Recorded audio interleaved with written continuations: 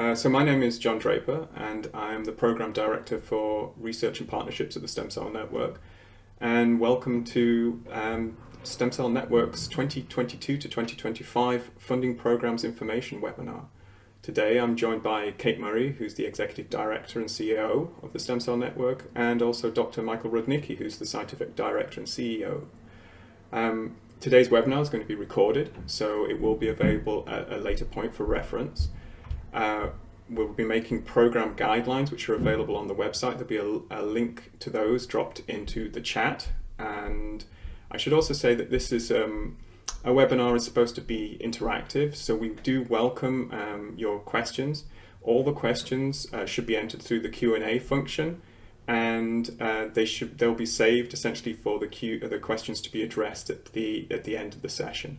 So we've got a relatively short presentation going over the programs and different elements of the competition, and then we'll do the questions at the end of that. And so at this point, it's my pleasure to hand over to Cate Murray, who's the Executive Director and CEO of the Stem Cell Network, and Cate will start the introduction to the webinar. All right, you're on mute, Cate. Great. Can you take it to the first slide there? Next slide there. So today we thought it best to provide a bit of background about the Stem Cell Network. This seemed to be the natural starting point. The network's currently celebrating its 20th anniversary. We've had significant success over the past 2 decades, supported nearly 196 research groups across the country, and invested $118 million into research. This investment's actually been matched at a little more than a 1-to-1 ratio. A very impressive amount of money we've been able to put into Canada's stem cell community. I'd note that the Stem Cell Network is an open network, welcoming new investigators and trainees regularly. In fact, since 2005, SCN has held 6 major funding competitions or rounds, and each an average of 30% of awards have gone to new, previously unfunded principal investigators. And of these, 10% or a little more have gone to early career researchers. SCN's progress and results over the past 2 decades have been impressive, and this was most recently confirmed in an extensive evaluation conducted by the Government of Canada. That evaluation concluded that SCN is delivering excellent value and is an efficient and effective organization whose research community is demonstrating strong impact. Next slide, Jon. In 2020, SCN commissioned the Alberta-based Institute of Health Economics to assess the state and future potential for regenerative medicine in Canada. The study concluded that over the next 10 or so years, Canada could conservatively capture about 5% of the global market, currently projected to be $77 billion. This could represent $5 billion in potential growth, translate into an additional 6,000 jobs in Canada. Understanding this potential and the growing investment being made around the world, the government has once again committed to investing in stem cells and regenerative medicine research through the network. Next slide, please. So on April 19th of this past year, it was announced in Budget 2021 that the Stem Cell Network would receive $45 million over 3 years. This funding more than doubles our annual budget. It also means that as a network, as a community, we need to bring our A game forward and deliver on the promise and potential of stem cells and regenerative medicine. We will be doing this in part through this funding competition we're talking about today. And we're looking to all of you to develop innovative, translational, multidisciplinary research projects that will really fuel the sector for years to come. It's an exciting time. We're glad you're here. We're glad you've got an interest, and we can't wait to see what you put forward. So on that, I'll turn it over to Michael. Thank you, Cate. So first of all, I should say that the entire Stem Cell Network team is really excited to deliver this portfolio of granting opportunities, and we really think this will take our entire sector to the next level. First of all, defining regenerative medicine. I'd like to remind all of you that regenerative medicine is not only stem cells, but also involves other areas, tissue engineering, artificial organs, gene therapy, et cetera, et cetera. And with our additional funding, we'd really like to make sure that all of you understand that this is we include all of these areas within the scope of work we fund. It's not just stem cells, so it's the entire field of regenerative medicine that we're supporting, and as we move forward, supporting the entire area is very important to achieve our goals and achieve our mandate. I should point out that projects that are focused on cancer must have some regenerative aspect to it. There's lots of funding available for outright cancer projects, and so it really needs to be in that context of regenerative medicine. So that's just a footnote. Next slide, please. So the mandate and vision of the network. Well, the mandate is that we're a national research leader dedicated to accelerating regenerative medicine and its translation for the benefit of Canada.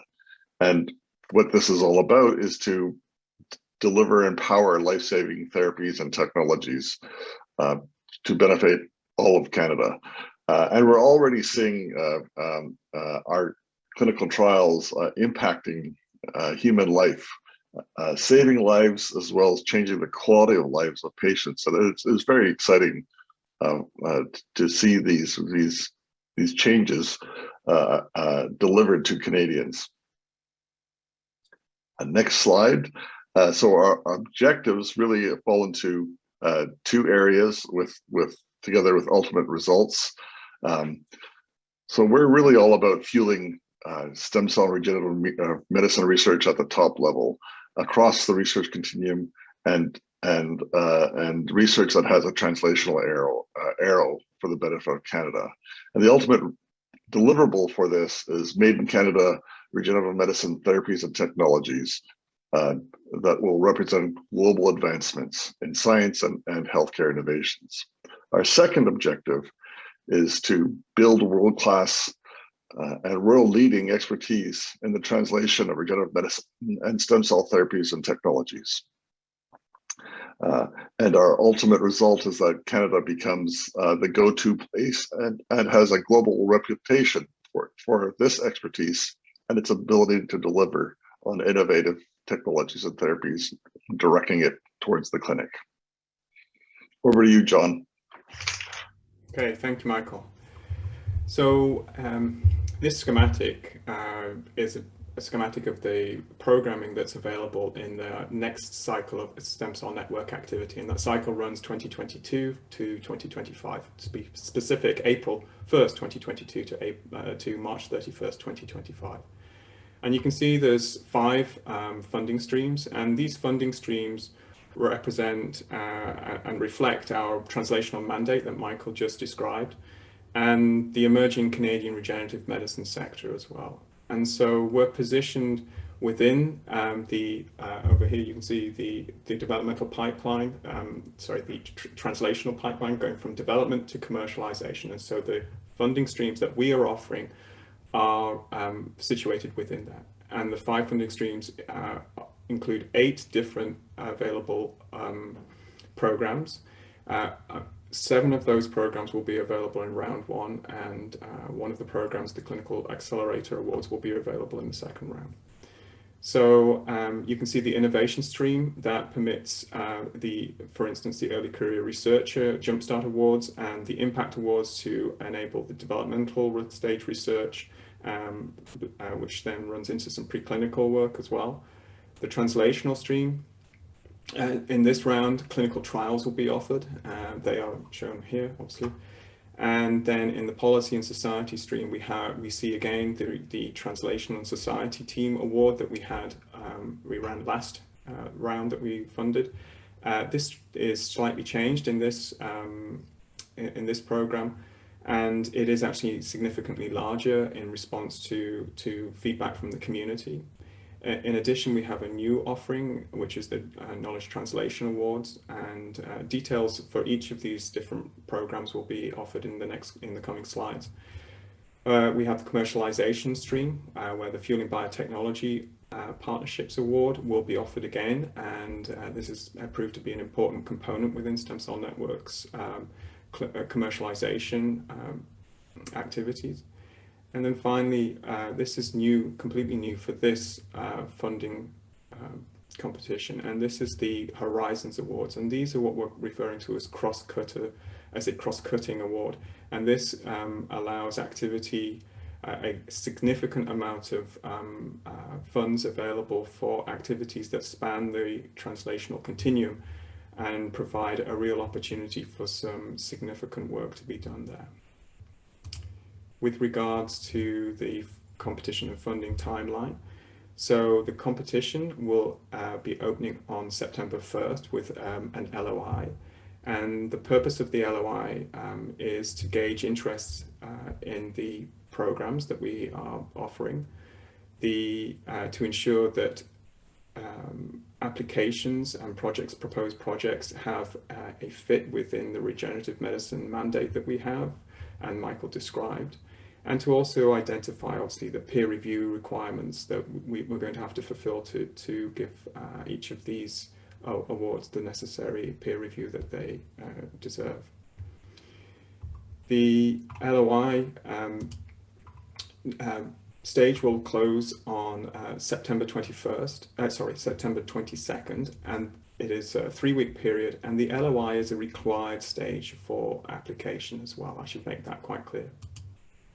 Full applications then open a couple of days later, and the full application deadline is December the 1st, 2021. So there is a 3-month window for the competition here. And new to this round, and indeed this competition, is we will be transiting our application process to Proposal Central. So everything will occur online, and I would encourage all investigators who are going to be applying for funds, be they lead investigators or co-investigators, to have set up, if you don't already have, a Proposal Central an account as well. So the next stage after the competition closes will be the peer review and evaluation process that Stem Cell Network runs, and that will be run in the new year and includes 3 components. One is the international peer review component, during which we assess the scientific and commercialization merit of each application. We're very fortunate to have had access to excellent international peer reviewers, and you can see some of those that they're listed in, for instance, the annual report available on the Stem Cell Network website. We have a next phase in which our research management committee evaluates takes the assessment from the international peer reviewers, and then combines that with an evaluation of the strategic fit for the Stem Cell Network in terms of the fit to the mandate, the Stem Cell Network's mandate. And then finally, the RMC makes recommendations to the Stem Cell Network's Board of Governors, and then final funding decisions are made at that point. The timeline for actual the award duration and start and end dates, all awards in this round will start on April 1st, 2022. And we have a number of awards here. The values shown for the maximum funding here, these are up to values. So we have the Early Career Jumpstart Awards, we have the Impact Awards, the Clinical Trial Awards, Translation and Society Team Awards, the Knowledge Translation Awards, Fueling Biotech Partnership Awards, and Horizon Awards. And they are of varying durations.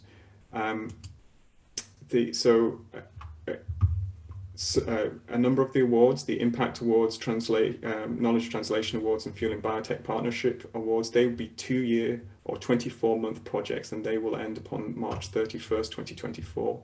The other programs we're able to offer almost 3 years, not quite 3 years, it is 34 months. And this is because we need a couple of months to do the reporting at the end of these awards. Stem Cell Network's cycle of activity runs until March 31st of 2025, and so we just need those couple of months at the end to do the reporting. But this is the maximum duration that we could build in here, and this is significantly longer than we've been previously able to provide funding for as well. So with that, I'll hand back over to Cate, who will then just talk about the common criteria. Thanks, Jon. So across all of our programs, there's a set of common criteria that we ask for you to take into consideration as you're developing your applications. One, that projects have a regenerative medicine focus, obviously, and they have the potential to move along a translational pathway. That's very important for us. You'll see that we also require that all of the projects outline your aims, milestones, and deliverables. And our research management committee will be watching and assessing those as we go. As we do check-ins and reporting is required along the course of the project. Of course, we'd like to see that project studies include, where appropriate, sex and gender considerations into design. That also is a central thing that I believe CIHR in fact asks for now. Projects should include an explanation of how inclusive and diverse a culture will be fostered and maintained within the team. This is part of our commitment to equity, diversity, and inclusion, to encourage that our network and our labs do demonstrate and are committed to inclusiveness and diversity. Knowledge translation and training plans, as always, are needed to be outlined within project proposals.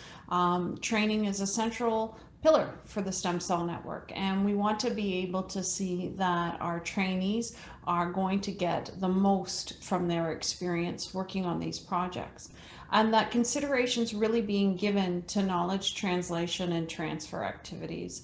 So we look to have those two things outlined within the proposals, and they too get evaluated and impact the ultimate score for the project.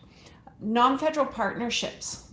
The Stem Cell Network, like all federal entities, is required to have partnerships, and those partnerships need to provide in-kind or a cash contribution, and those will increase the application's ranking. And that we'd ask that partner letters of support also be attached with your application. And you'll note that we're looking for non-federal partnerships. So this is not CIHR money, it's not CFI money or Genome Canada money. This would be funding that would come outside of federal organizations. An applicant on an application is limited to act as a lead investigator on only one LOI submission and one project application per program. So that means that we don't want to see an investigator applying 6 times for different clinical trials as the lead investigator. Investigators requesting funds, of course, must be based at a Tri-Council eligible institution and must themselves be eligible to receive Tri-Council funding. This is a really important piece for us. It is always unfortunate when we receive something in where we discover an investigator is actually not allowed to hold funding. So please take that to heart. That's our common criteria, and now we will dive into what the criteria for the program specifically are. Okay, thank you, Cate. So These, I should note that number one, we've got some questions coming in, and please do continue asking those. As I said, we'll address all of the questions in a little bit at the end of the presentation. I will also say that I'm just going to give you a very brief overview of these. The guidelines are available on our website. The link to the research funding opportunities that we're offering in this competition are also available through the link that has been dropped into the chat. So do follow those, have a look at the guidelines. Anyway, I'll go on here. So this is the Early Career Researcher Jumpstart Awards. These are for up to $300,000 per award for 34 months and will be offered only in round one. Funding through this program, it's for early career researchers, and it can be both traditional bench scientists, bioengineers, but also social scientists, so those who are within our ELSI community are open to apply for this as well. You must be within the first 5 years of an initial academic appointment, but I would note, and this is the red asterisk here, that CIHR, due to the COVID pandemic, levied a one-year extension to applicants who held ECR status as of March 1st, 2020, or those who secured their first academic appointment after this date. So you could qualify for a one-year extension there, which may make this within the first 5 years. It may extend that for you. Look carefully at those guidelines from CIHR, and I believe there's a link to those within the ECR Jumpstart Awards guidelines. So the projects can focus on developmental or high-risk innovative research, regenerative medicine research that has the potential to be translated into coming years. So what we're really looking at here are essentially establishing a longer-term research program for the ECR. This is about focusing on ECRs who have not yet established themselves well, and this gives them an opportunity to do that, and some of the potential areas of activity. These are not exhaustive, they're listed here as well. The Impact Awards, up to $250,000 per award for 24 months, and these will be offered in round one, and we anticipate that they will also be offered in round two as well. And they can, and these projects allow, again, developmental related research on the research continuum there. And these projects can focus on proof of principle experiments, development of new models, etc. So they must, though, have articulate the translational bench to bedside path. So where they fall within the translational pathway and how the research will be moved forward in the longer term. Importantly also, awards here can support the work of an individual lab. That's important to note. The Clinical Trial Awards, these are substantial awards that allow up to $1 million per award for 34 months and will be offered only in round one. And they're supporting early phase clinical trials that focus on therapies or technologies that will be made available to Canadian patients, regenerative medicine therapies, clearly. There's a number of, again, these bullet points are listed on the guidelines, but I'll highlight a few here that are really important. So Stem Cell Network will contribute a maximum of 40% of the cost of the trial. So if you're looking to capitalize upon the full award of up to $1 million, that means that you must find another $1.5 million in partner funding. So that's an important note there. And so your partner funding will decide essentially the maximum contribution that SCN will provide. Importantly also is that REB, so Research Ethics Board, and clinical trial approvals from clinical trial application approvals from Health Canada, you need a what they call a no objection letter. They must be in place prior to funding, and I believe we have a date of February 21st listed in the guidelines. So those approvals don't have to be in place for the point of submission on December 1st of 2021, but they must be in place by February 21st of 2022.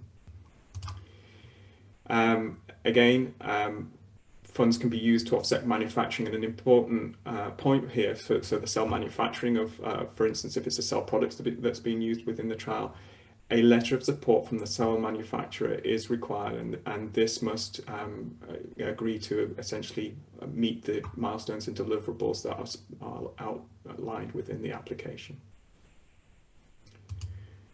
For the Translation Society Award, up to $750,000 for this award. And again, it's for 34 months, and this will be offered only in round one.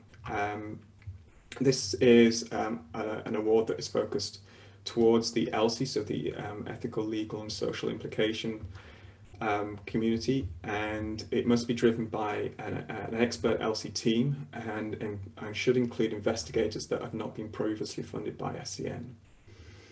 Projects should include details of how the research will be adopted by receptors and provide letters from those receptors that essentially demonstrate that they're interested in the outputs of the research that's being performed and how that research will be moved forward.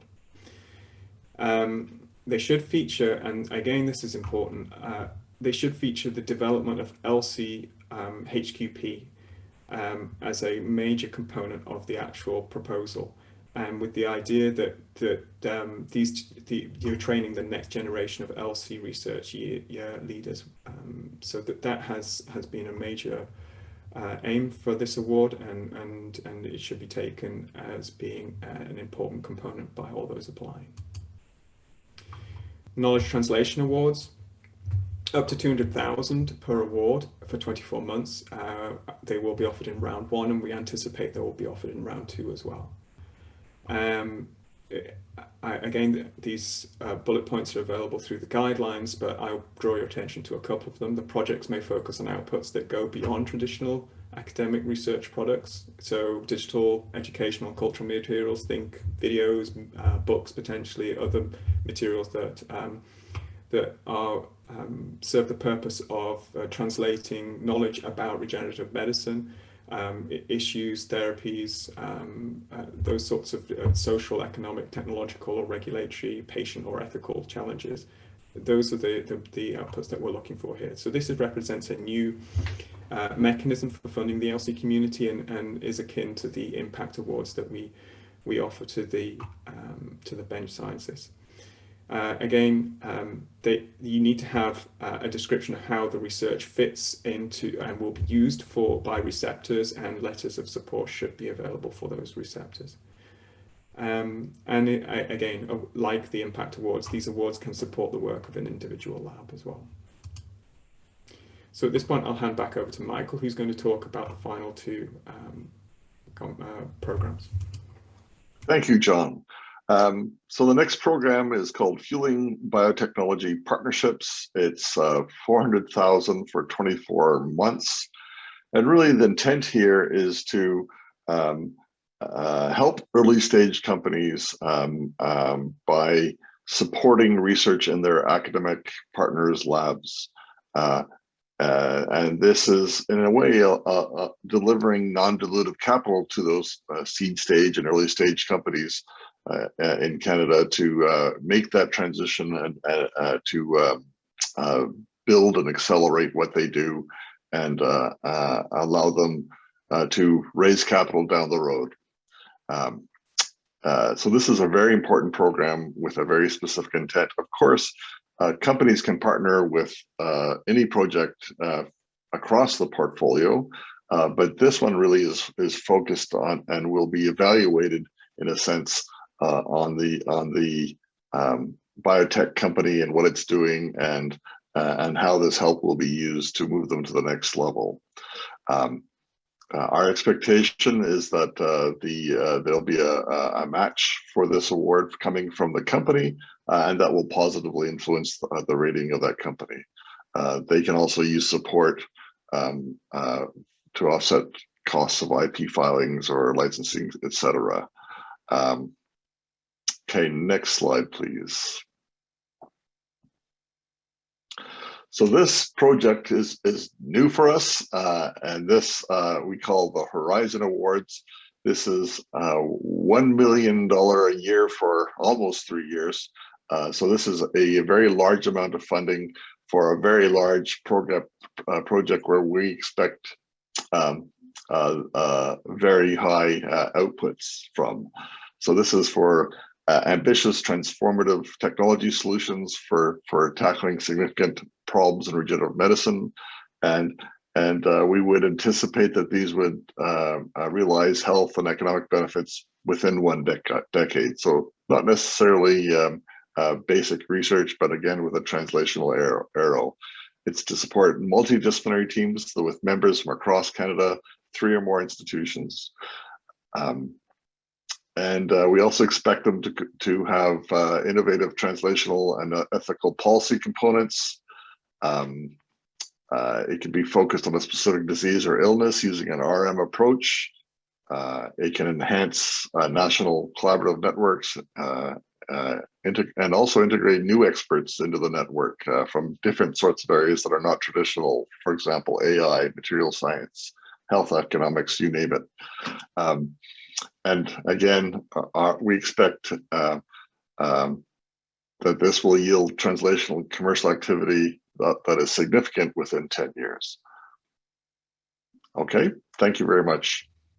Okay, thank you very much, Michael. We'll move on to the, actually before I move on, I'll just clarify that this is up to $3 million per award. I think, Michael, you said 1 million, it is up to $3 million. I said 1 million a year for 3 years. Okay, I'm sorry, okay.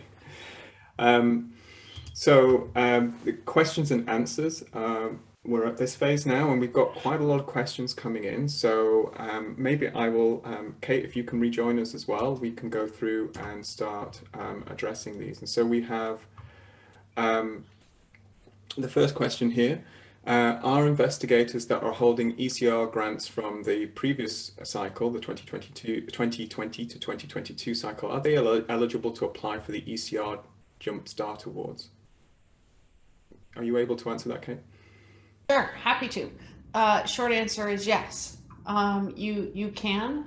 We would assume that you're putting in a new funding application. It could be an extension to pick up where you left off from your last award, but it should be a distinct application. So yes, you are welcome to apply. Okay. There is a question about whether the 2021 funding call encompasses all 45 million, or will there be further rollouts of calls in 2022 and 2023? So this is, do we have a second round, essentially, is the question. So yes, yes, Stephanie, we do have a second round. It will launch next fall.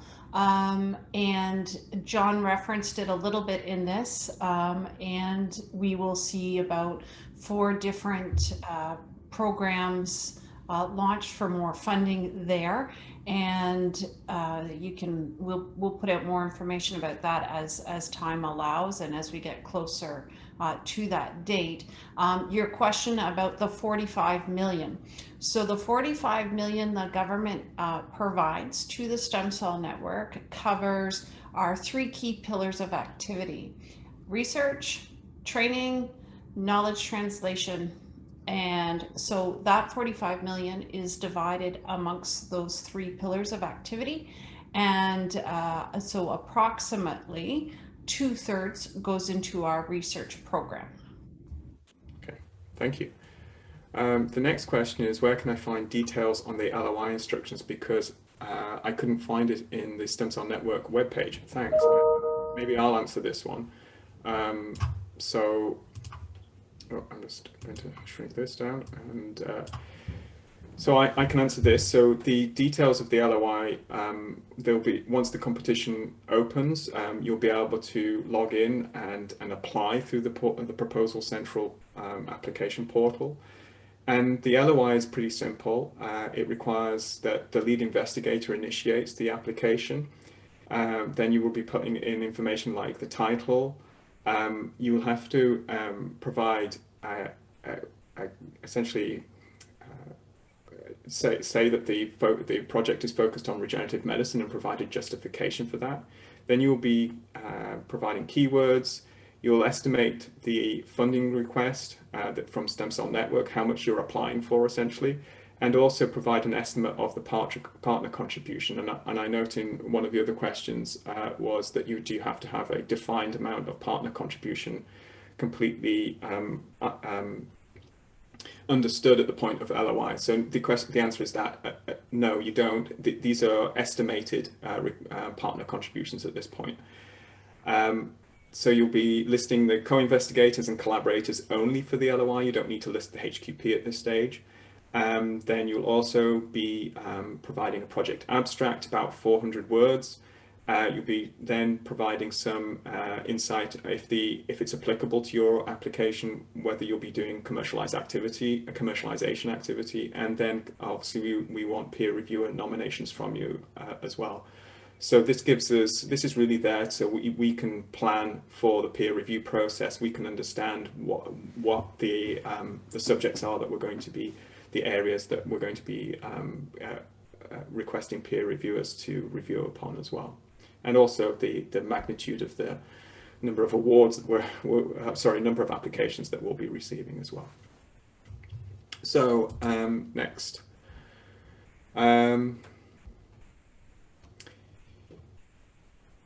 Are partnerships with international companies allowed, or are there companies required to have a base in Canada? Michael or Cate, would you like to answer this? Partnerships with international companies are allowed.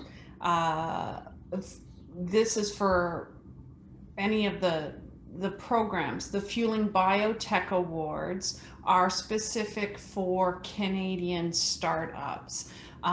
So it is important that if a company from, let's say, the United States is a partner on your application, that means that that company is giving an in-kind or cash contribution. That's fine, that's acceptable. Money cannot flow out to that company, but the work can be relevant. They can sit as a partner there. Okay. A question here, how much matching is required and how can ECRs find matching money? Yeah, so I can speak to that. Some of the programs have an absolute match required. For example, the clinical trials program. But for the most part, really, it's just a criteria that is evaluated and affects the score of your grant. So across the portfolio, we'll achieve our matching goals. But if you don't have a great match in hand, you can just speak to in your application your plan to go get that match. So and there may also be other ways of getting some of that match together as an ECR, your startup, and so on. Could be part of that startup. And in fact, maybe what we should do is, just as a thought, although Cate hates it when I do this, speak off the top of my head, is put together a fact sheet about examples of different ways of putting startup together as an ECR. That might be helpful. So we'll think about that. Just to supplement Michael's answer, salaries, so you can't have, salaries are non-eligible budget items within applications, but salaries and indirect costs are eligible partner matches, and they are quite an accessible form of partnering for instance, early career researchers. And so I believe salaries are at 10% and indirect costs are at 40%. So that is one mechanism by which pretty much all applicants can manage to pull together some form of partnering. Cate, do you have any further comments to make? I think you covered that nicely there, Jon. Okay. So regarding eligibility criteria, are industry partners allowed to receive some funding as a subcontractor providing services, conducting relevant project activities on a project led by a Tri-Council eligible institution? So they cannot receive money directly. However, if they invoice you for services like any other company, they can receive money that way. However, that's not a match, right? So in a way, you could flow money to a company if it's providing you with a service, for sure, but it would have to be invoiced like any other purchase. Okay. Correct me if I'm wrong, John, but that's how I think about it. That's good. Next up, we have a question. How stringent will the timeline for milestones and deliverables be? Will there be wiggle room to pivot as results come in from experiments? How frequent is the reporting? Cate, would you like to address this one? Sure. This comes from Nika. So Nika, we always try to make sure that there's room for wiggle room and some pivoting. You never know how things may need to shift because of the results that come from experiments. So what you will need to do is just be able to justify at reporting timeframes where you got with a milestone and why you had to pivot if that's required, and just be able to provide that rationale there. And if something is off by a month or two from where you first thought, that's okay. If you're off by a year, well, that's another conversation to be had. So there is wiggle room. It will be considered. The way that this is done is through our research management committee. We do ask about halfway through the reporting or through the project process that a midterm report be done. Those midterm reports are reviewed by our research management committee. And in some cases, particularly for our large scale projects, we will have lead investigators present to our research management committee directly around how the project is progressing. From there, what will happen is you will get a letter back that provides some comments around your progress and any insights that the RMC may have about next steps to help keep you moving forward and to keep you moving successfly. Yeah, so if I can just add to that. So the midterm review is an opportunity to revise your objectives, either because you move faster than anticipated or because some opportunities have arisen that allow you to pivot. However, if there's major blockages early on, for example, the clinical trial can't start for whatever reason, then investigators would communicate directly with the office to help resolve that situation at that time. Okay. We have a question here. For clinical trial awards, since there will be only one round, if a project does not have an REB or CTA approval by February 2022, but by year 2 in April 2023, is the project ineligible to apply? So yes, yeah, it's ineligible. Yes. And that's because what's happened in the past is that the approvals never show up over several years for whatever reason. So we can't be in a position of holding money for a project that may not get off the ground. Okay. Unfortunately. Next question. What exactly constitutes across Canada? What does that mean? Is there a minimum number of cities? Can the 3 institutions be in the same city? We're looking for national scope. So no, the 3 institutions can't be in the same city. We would like to see some interregional activity taking place here. Okay. We have a question. How many awards do you anticipate giving in each category, and will LOIs be reviewed? Cate? Sorry, Michael. So the LOIs are not being reviewed. It's allow us to really put a mark in the sand for the number of projects that are coming into each competition and to organize peer review. We will look at eligibility, however. Correct. So a chemotherapy clinical trial may not be eligible, for example. And what was how many in each criteria? Well, we have a ballpark number in mind, but that will depend on the scoring of the grants, and we may shift numbers from one category to another depending on the quality of the scoring of those applications, and so we may. It's not set in stone, if I can put it that way. Cate, do you want to add to that? No, I think you're right, Michael. we have some internal targets, but we allow for flexibility and to move around based on the quality of the applications and the recommendations that come through peer review and the research management committee. Okay.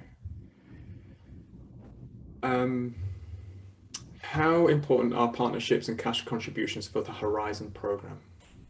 This is a question. Yeah, how important? They're evaluated based on, that's one of the criteria that they are, informs the score. So yes, it's very competitive, these awards, and I would imagine having stakeholders and partnerships who have skin in the game will be key to success of those applications. The next question, for the ECR Jumpstart Awards, does the entire team need to be ECRs or only the lead investigator? So I can answer that. Only the lead investigator. You can have other members on the team who are non-ECRs as co-investigators. Obviously, the lion's share of activity should be being done by the ECR in this situation, though. Yes, these are designed to give the ECR a hand up and establish a runway that allowed them to get in, into the system and get into the regenerative medicine research rather than drifting off into other areas. And if all the funding is going to the head of the department, that would not be helpful to the applicant. We would like to see most, if not all, the funding going to that ECR, and the others providing collaborative support for the most part. I think we've touched on this already, but we have a question. Will there be a selection process for the LOI stage? They're not reviewed. It's really eligibility and for us to organize peer review. Okay. Can we have collaborators outside of Canada? Can funds go outside of Canada to academic institutions? So yes, international collaborators is highly encouraged and can add real strength to an application. Unfortunately, we cannot flow money outside of the country. However, workarounds could involve invoicing the PI for services. Okay. We have another question around partnering.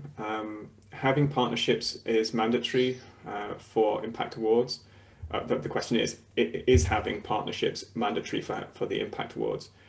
Based upon the guidelines, the partnership and leveraging funding will increase the application's ranking. However, it is not clear if the partnership is required or optional.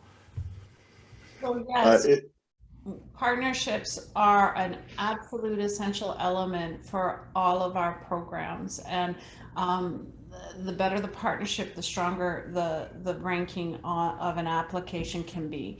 We understand that partnerships will not always be at a one-to-one level with the request of budgeted funding, but we do expect that the investigators will make every effort to identify partnerships. This is very important from a translational perspective. This is also a mandatory requirement for the stem cell network. Just by way of background, as I know partnerships is always a contentious issue for the community, partnerships is something that the federal government looks for, as they don't want to be the only egg in the basket, and it is a clear indicator to them around the translational potential of a project as well. And so they require this of the stem cell network. So on our research funding program, we have to be able to match that at a one-to-one level. So this is a really important piece for us, and so please do use the salary and institutional funding that you are allowed to apply, but also look to see if you can identify other partners to bring onto your project. Okay. We have a question here, requesting clarification about round 1 versus round 2, and the programs that we've discussed today are available in round 1. We anticipate there will be a round 2, and round 2 will likely include what we anticipate it will be 4 programs, and they will be 22 months in length. They won't be the longer ones because of the period at which they cover, which will start in April 1st of 2023.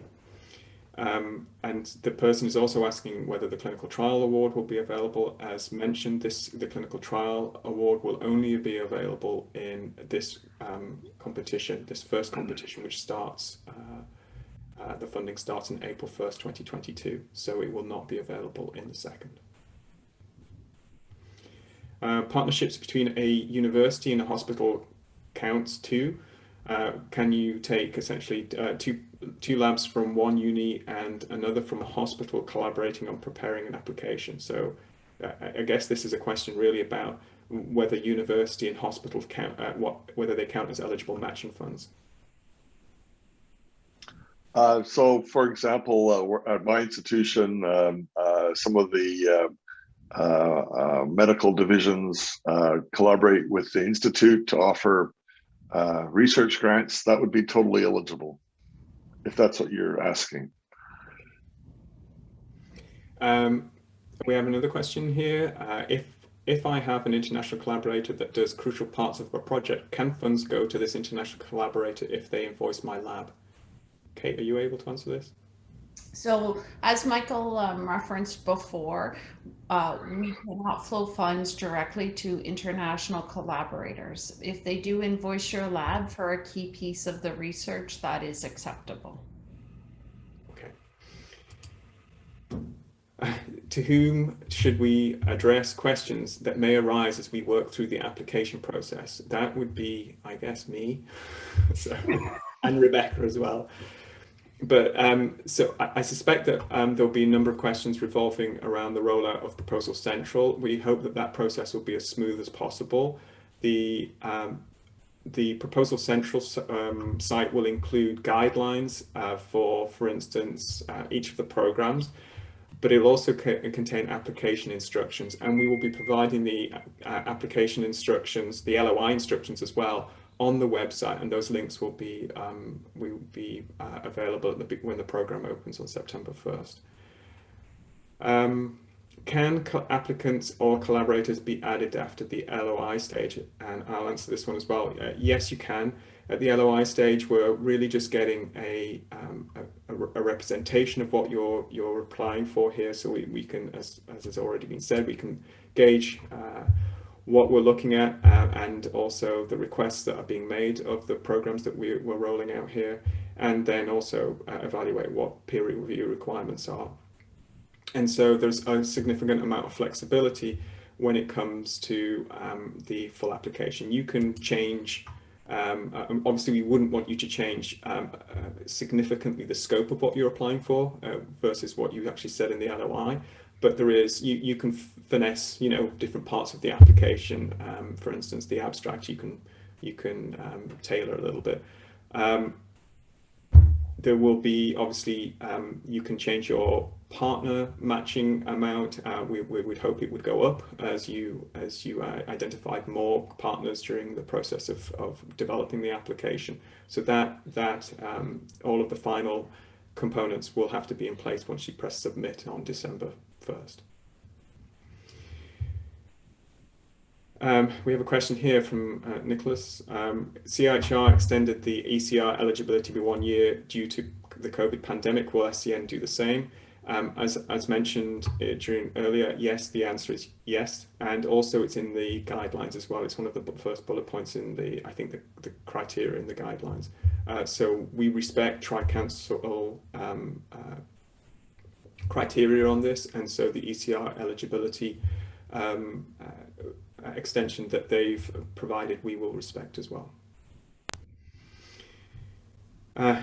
Can you further clarify the eligibility for cancer-related projects, Michael? Well, it's, I think, somewhat straightforward. If it is regenerative in nature or is, for example, making use of embryonic stem cells to generate cells for therapy, T cells for therapy, CAR T cells, that could fit in. But if it's a straight-on cancer grant that is just about cancer therapy, would not necessarily be eligible. And originally the network did support research into cancer stem cells. These were the projects that were, comparing and contrasting, for example, cancer stem cells to the normal orthologs and looking for drugs that were specific for cancer stem cells. And those projects now we are not supporting so overtly. If you have a question about that, you can certainly consult with us if you're not sure. Feel free to reach out to Jon, and we'll have an internal discussion and get back to you right away. But essentially, if it's a grant that could be supported by a CHR cancer panel, it's probably not eligible. And I would just add to that for all LOIs, for all applications, have to justify how the project is related to regenerative medicine. So that is a requirement, and you should do that and make that as clear as possible, because the eligibility will be judged upon obviously the abstract and the answer to that question as well. Yeah, and I should also add that a discovery type grant that would normally go to CHR would probably not do well. Excuse me. Our ECR proposal scored more highly if formal mentorship is defined in the proposal or incorporated into the project team, or is mentorship not part of the ECR funding assessment process? Cate, are you able to answer this? Sure. So mentorship is not part of the formal assessment process. However, I think that applications would be well received if mentorship is part of the project itself and the makeup of the team, that would be looked upon well, but it is not a formal part. Yeah, so it would strengthen a strong application, but I would say it's a major criteria. Right. It's about the person and the project. You said that, this is a question, you said we could be lead investigator for only one award per program. Does it mean, for example, that we could apply as a PI for an impact award and also as a PI for a fueling biotech award with a different topic? So the answer to that is yes. And you could be a co-applicant on as many as you like. Yes. So all applications from investigators must describe distinct, non-overlapping research activity. That is important. A lead investigator may submit only one application as a lead investigator per program, but can be the lead investigator on applications submitted to different programs. A lead investigator may feature as a co-investigator on another application to the same program if the proposed research activity is distinct. And then finally, are different partners scored differently, e.g. hospital foundations versus a company? Okay, Anastasia, no, they're not. They're all equal. It is about the contribution that the partner contribution that comes in, whether you're a hospital or a company, that's just equally as important. Okay, we have a late arrival in terms of a question just as we reach top of the hour, and I think we can squeeze this one in. For the Translation Society Team Award, do you have a particular size of team in mind? In other words, is the stream intended to fund one or two large and distributed teams or several smaller teams? We are not being that directive around the size of a team. It can be designed by the investigators themselves, and then they'll be assessed based on the project and what each of the team members will bring to that project. Yeah, I would just say it has to make sense for the project. Okay, so I think we're done there. Thank you very much for everybody who has tuned in to watch the webinar, and we hope this has been useful. As I said, this has been recorded and we'll post this as soon as we're able to on the SCN YouTube channel. You can keep in touch with SCN through our Twitter account and also other social media accounts, and we also obviously post regularly information onto our website. So in the meantime, we look forward to seeing your applications in the fall, and good luck. Thank you. Thank you, everybody, and get hard to work on your applications because we expect to see some really spectacular proposals coming in from all of you. Thank you so much.